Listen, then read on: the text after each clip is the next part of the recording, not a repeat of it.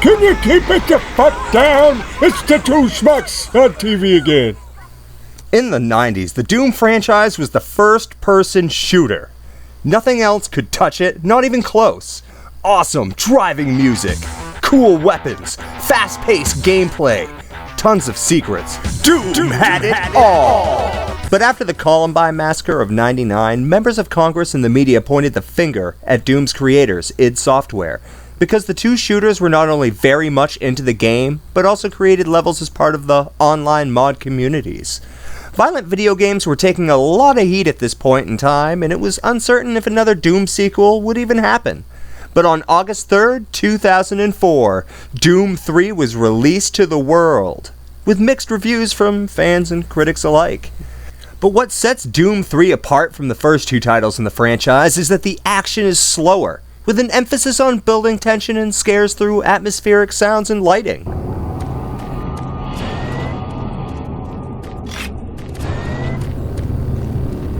To start things off, we'll talk a bit about the graphics. For a 2004 game, Doom 3 still looks pretty darn good. Except for how ugly the character models are. Look at this idiot! Fix your fucking face, buddy! One standout for the graphics is the lighting effects. Most sections of the game are dark and you have to rely on your flashlight to find your way through. But your flashlight has limited battery and will turn off after a short period of time. Fortunately, it does recharge extremely fast, so you shouldn't have much trouble with it.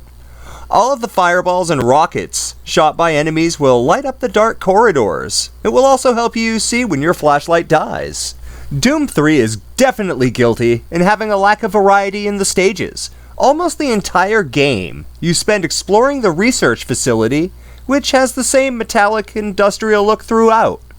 Here and there you will find yourself outside of the research facility, but only briefly, as your oxygen level is limited and you have to race inside the airlock to avoid dying.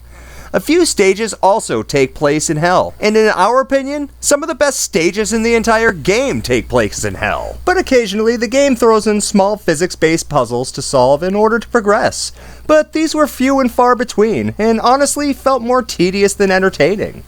But on the plus side, we felt a heavy vibe from the Ridley Scott science fiction horror masterpiece Alien. Here, with all the tubes and wires interconnecting different pieces of machinery, the feeling of isolation is ever so prominent as you sneak around with little human contact. The stages, while mostly linear, are designed very well to keep the player on track. There are some Easter eggs and comedic gags thrown about, like the chicken puncher minigame, or the image of the pixelated Doom guy's face on the cover of the gaming magazine. That classic pumping Doom soundtrack you've known and loved from before! Well, it's gone. And now it's replaced with atmospheric sounds of humming machinery, pipes, valves, knocks, and ominous banging. Many segments you're left with only the sound of your own footsteps, and the soft hissing of air ducts. The atmospheric sound worked up the tension that you would expect from a horror game, and at some moments could even be considered music. The sound of your weapon's shots is very satisfying. We especially enjoyed the sound that the plasma gun makes when you shoot it, and the recharging sound of when you reload it. Also, the starter cord sound when you equip your chainsaw amps us up every time. And did we just say chainsaw? Yes, we just said chainsaw, and it is back! In fact, all of the classic Doom weapons are back here. Anyone who spent their childhood blasting away demons with a shotgun, chain gun, rocket launcher, or the BFG 9000 will be delighted as all hell here. In the Resurrection of Evil and Lost Mission campaigns, there is a fun weapon called the Grabber Gun. If you played Half-Life 2 before, this weapon is a straight-up rip-off of the gravity gun. It allows you to pick up objects in the environment and launch them at your enemies. Also back are many of the classic enemies from previous Doom titles. It's always exciting evading the Revenants, rockets, or blasting away imps with the shotgun. The Hell Knights are back as well, and they look so cool. It was exciting trying to take these enemies on in the tight corridors of the game as they launched green fireballs at us. While a lot of classic enemies are back, a few have changed physical appearance quite a bit. The classic demons are now dog-like creatures that have a bony exposed face and mechanical hind legs, and the cacodemons are less fleshy and now have a more fish-like appearance. Some of the enemies in the game were a pain in the ass. The commando zombie we found to be the most annoying enemy type in the game, as they rush right towards us. It's very hard to avoid taking a hit from them. And his tentacle looks something like something straight out of a Resident Evil game. Doom 3's action picks up towards the later portion of the game as the demons get bigger, badder, and deadlier. One wrong move and you're worm food.